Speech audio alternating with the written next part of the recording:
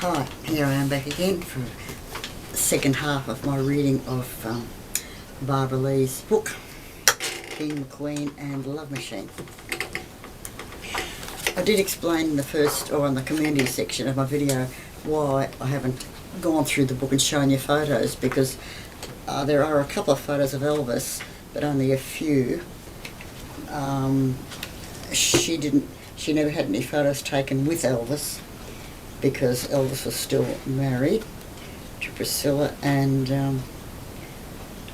they didn't obviously want any photos of him around, excuse me, with him with other people. There is one photo, let me see, one photo of Elvis, see if I can find it.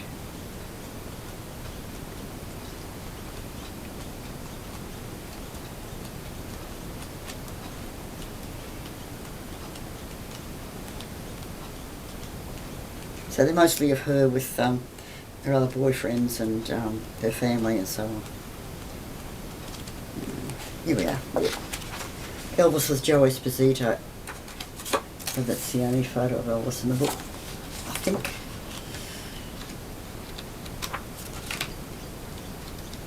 Yeah. Okay. So here we are, chapter 7. Let me see. Usually when I visited Elvis in Las Vegas, I would leave on Sunday morning. That worked out well because I had to work on Monday. It worked out especially well for Elvis because Priscilla and Lisa Marie often arrived on Sunday afternoon. Elvis would then become a devoted husband and doting father once again, picking up where he left off.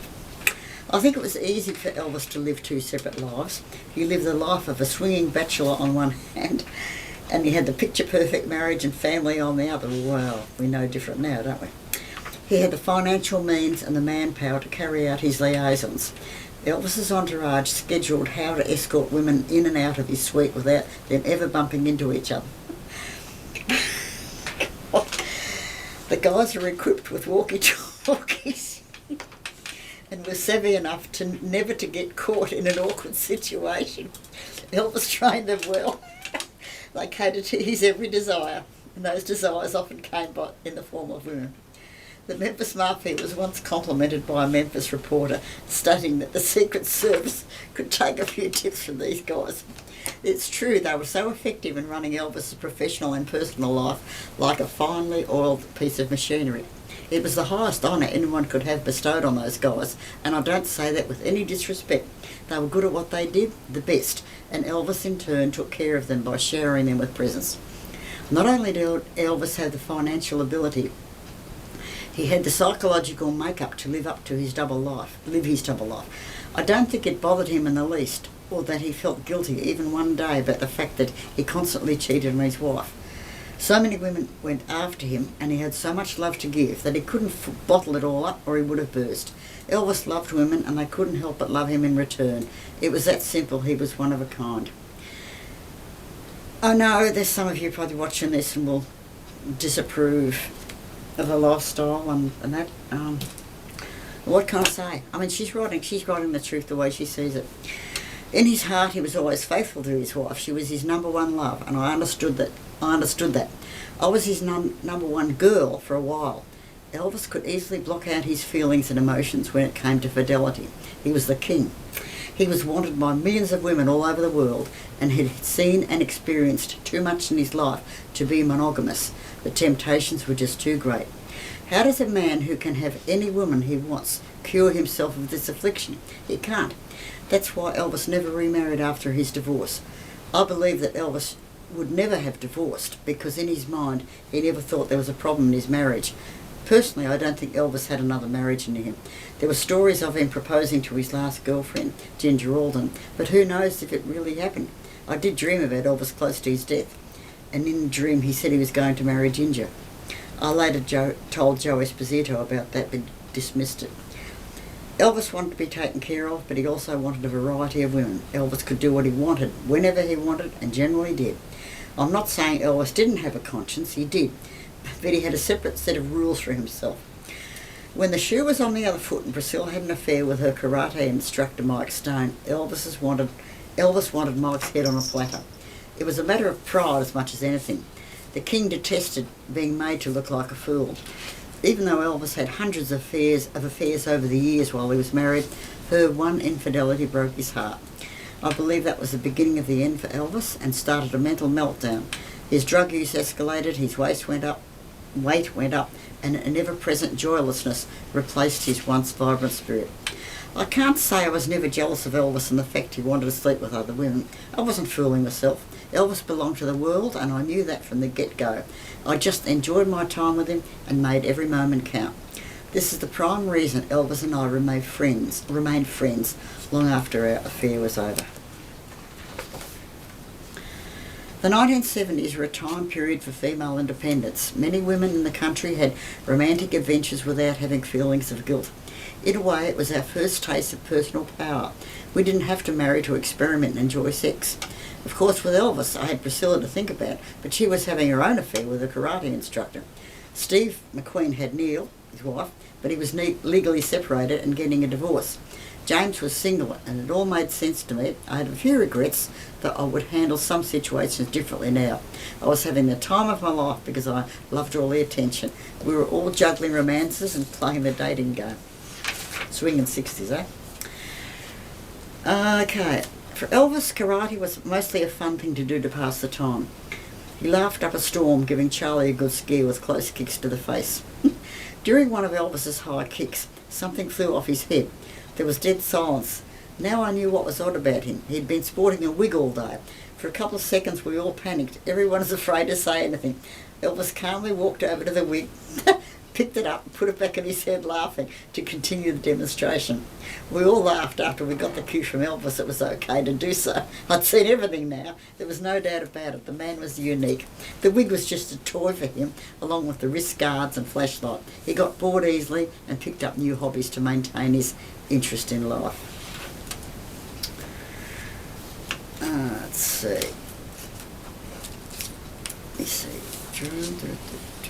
And she goes on about the trips back and forth, how Elvis had, sent Joe in the plane to pick her up to take her back and forth to places. Joe drove us to the waiting plane, and I must confess it looked awfully good to me. It would take me where I wanted to be, home. I realised something amazing on this trip. Life with Elvis Presley, the most exciting entertainer to have ever lived, could be boring. Elvis had a routine, and after a while it became tiresome. I could pretty much predict what was going to happen before it actually did. It was a full-time job to keep Elvis Presley happy, and on this particular trip I'd let him down. My appeal had diminished in his eyes. That was the turning point on our relationship. I'd allowed myself to become a downer, and that wasn't tolerated in the kingdom. She got sick because she'd taken some pills before she met Elvis that night, and he gave her some more pills.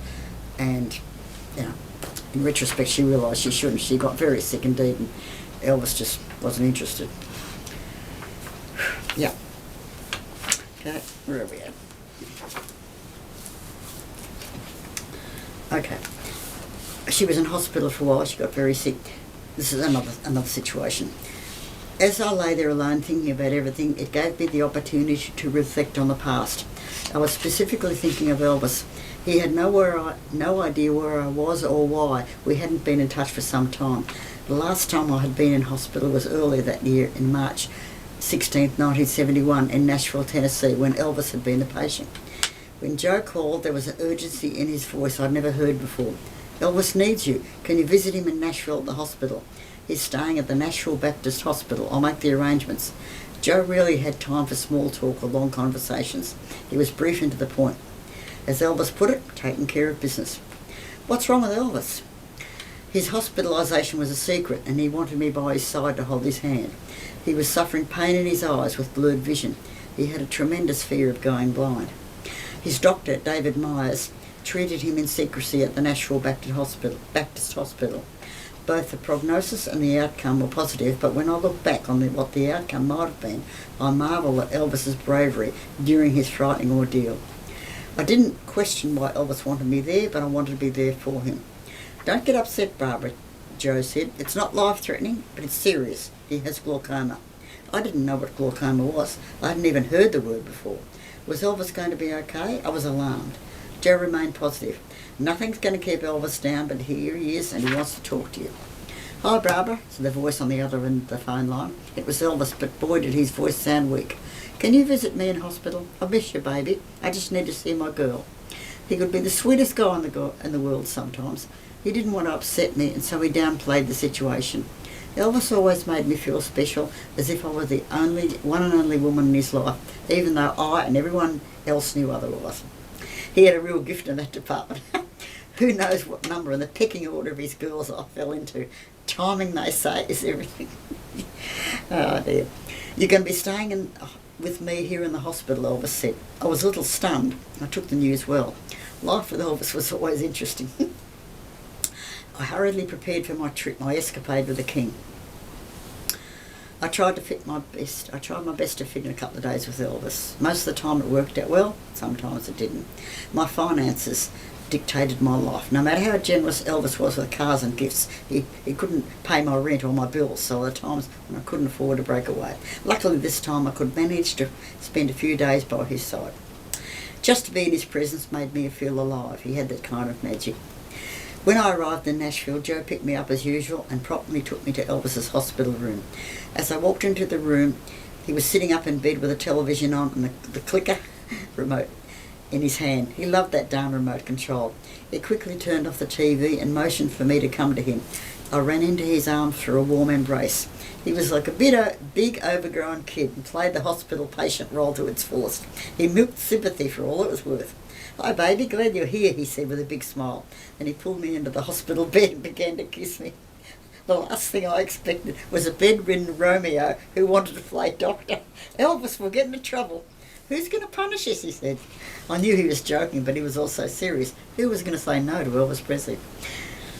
We got under the sheets, undressed and made love. I kept nervously looking at the door, wondering who was going to pop in. But Joe stood guard outside, ready to rebuff anyone, including the hospital staff. Joe never failed to amaze me. He was forever taking care of business. Elvis wanted me to lay in bed and continue holding him when we finished making love.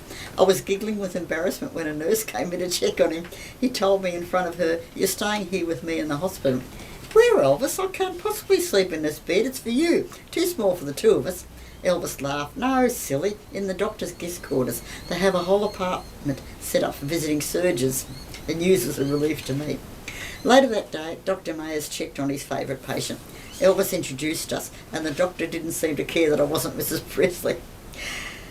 Dr. Mayers explained glaucoma to Elvis to what extent it had progressed and the procedure he would use to fix it. He would need to administer a shot directly into Elvis's eyeball. The thought of it made my skin crawl. Elvis took the news well, just shaking his head and pretending it didn't bother him. I'm sure the thought of a needle going into his eyeball gave him the willies, but he never showed his fear to me or to the doctor. When Dr. Mayers gave Elvis the shot, I wanted to leave, but Elvis wouldn't let me. "Come here, honey. Sit next to me and hold my hand," he said. I was trapped. Dr. Mayers told him not to move. Elvis obeyed and squeezed my hand tightly. I thought he was going to break it. Elvis is a real trooper.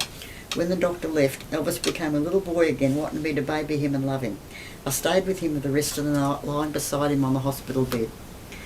When he finally fell asleep, Joe escorted me to the doctor's quarters and I fell onto a bed thoroughly exhausted. The next day was a repeat of the first. Elvis made me watch the injection again. If I can do it, so can you, was his reasoning. So I watched. It wasn't quite so bad. Once again, Elvis didn't flinch or make a sound. I think he was scared that if he moved or cried, it might do something to make him go blind. This may sound selfish, but the 2 days of Elvis in the hospital was not my cup of tea. The whole experience was draining. I loved being with Elvis, but 2 days was long enough. Luckily I had to be in New York, and since Elvis knew that up front, he didn't lay a guilt trip on me for leaving. He scheduled another woman to take over when I left. That's our boy. Joe and I laughed today about all of his close escapes, and he had several. Elvis couldn't be without a woman for a day. I believe women filled the void left by his mother's death. Funny man. Okay. Oh yeah. This is interesting. Where are we? Elvis had butterflies in his stomach before his shows, but once he strode onto the stage, all his shakes subsided. Shows were sold out long before his arrival in town, and he made sure his fans got a great performance every time. A lot of Elvis's fans would save all year to buy their concert tickets, and the King never let them down. Every performance was worth the price, and I kid you not, she's right there. I'm sure there were many times when Elvis tired of being Elvis, but he was like a consummate showman, and the song "I Did It My Way" fit him perfectly. His costumes were so much a part of who he was. Flashy, overdone, sparkling. When you put it all together, it spelt the King. My favourite was his white outfit, beaded jumpsuit, although one might have identified it more with Liberace. Elvis may even have borrowed the look from the great pianist. I think he enjoyed the jumpsuits because they were easier to perform in, with all of his karate moves. Besides, they were just plain sexy. The crazy outfits worked for him because he totally believed in himself. He loved being outrageous in those clothes, and judging by the reactions of the women in the audience, they loved him in them too. Elvis preferred his women to wear long sexy dresses and a lot of makeup, so I brought along the gowns he bought me at Susie Cream Cheese. It's a shop. I must admit I did enjoy dressing up for Elvis. I felt like a princess. I always had the best seat in the house, the booth in the middle of the room. Elvis always made me feel as if he was singing only to me, but I'm sure all his women felt the same way. As long as I knew Elvis, next to being home in Graceland, he was happiest when he was performing live in concert. He especially got a kick out of his ever-attentive female fans. Part of his show included frequently bending down to plant kisses on the adoring women in the front row. Without missing a beat, he'd throw one of his silk scarves to some screaming fan. He went through hundreds of them in every tour. Let's see. And he's a bit about Tom Parker. I won't read that. It doesn't really matter. The Mobile show held on September 14th at the Mobile Municipal Auditorium. The crowd was bigger than the crowds in Miami and was more out of control. A lot of people tried to push their way into the show. It was just short of a riot. During the show, Elvis stopped singing and said in a barely audible voice, Barbara, I'm glad you're here, baby. My hair stood up on my arms. It was such a kick to hear him say my name in front of all those people, even though he said it very low from the back of his throat. Then he sang my favourite song, It's Now or Never. My body went numb when his velvet voice came out of that gorgeous pouty mouth. It was a combination that was too much for any woman to resist. His smile is one of the things that I miss most about him. Elvis's smile always had a way of making us smile back. I'm like that. I smile back at his photos, and when you see him on movie, he smiles. And you just got to smile back at him. Oh, dear. Okay. Let's go now. Where are we? I enjoyed my visit to Graceland in the spring of 1971, an experience I'll never forget. Elvis had taken me on a tour of his childhood homes, including the projects in Memphis, Tennessee. He also drove me to his birthplace in Tupelo, Mississippi, with a barricade of the Memphis Mafia following closely behind her. And then she talks about the shack, the house in Tupelo. He took me to see the first home he bought for his mum in Audubon Drive. It's hard to describe the excitement I felt driving through the cast iron gates of Graceland the first time. I'd seen pictures of it, but nothing did it justice. Just seeing it in person, it was breathtaking. And she talks about the description of the house. Most of you know about that.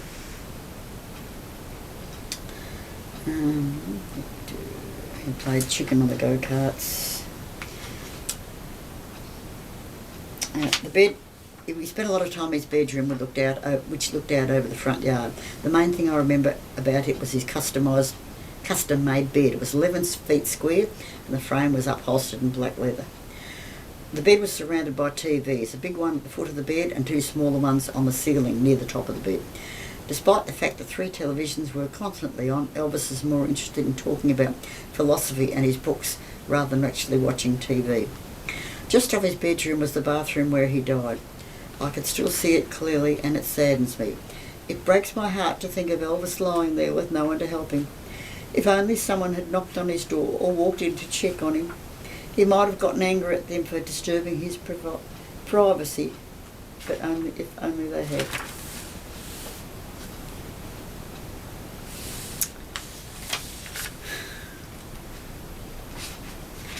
The highlight of the trip was when Elvis sat at the piano and we sang Amazing Grace together. It was one of our favourite religious songs. We'd both grown up singing it in church. Nothing can bring two people closer together than singing, especially when one of them has a voice like Elvis. I think I'm just going to be out of time very shortly, so I'll just go to this last bit.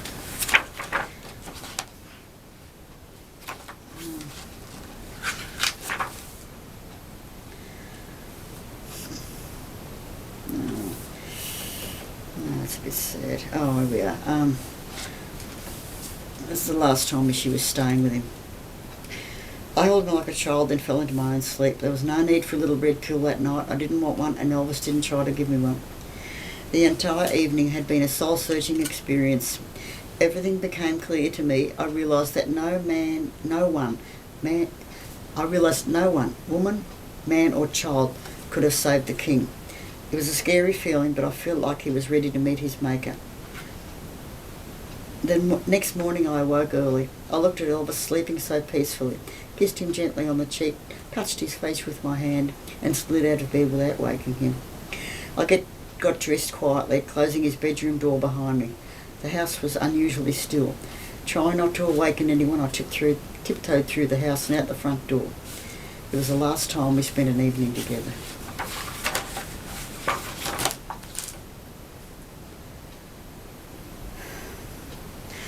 I'll always remember Elvis, the way he was when I first met him in August 1970. Beautiful, healthy and happy. His one-of-a-kind voice, his sexy smile, his full pouty lips, his crazy sense of humour, combined with his special love for people, are permanently etched in my mind, my soul and my heart. I'm going to finish there. Thanks for watching. I hope you enjoyed the book as much as I did reading it. Bye for now.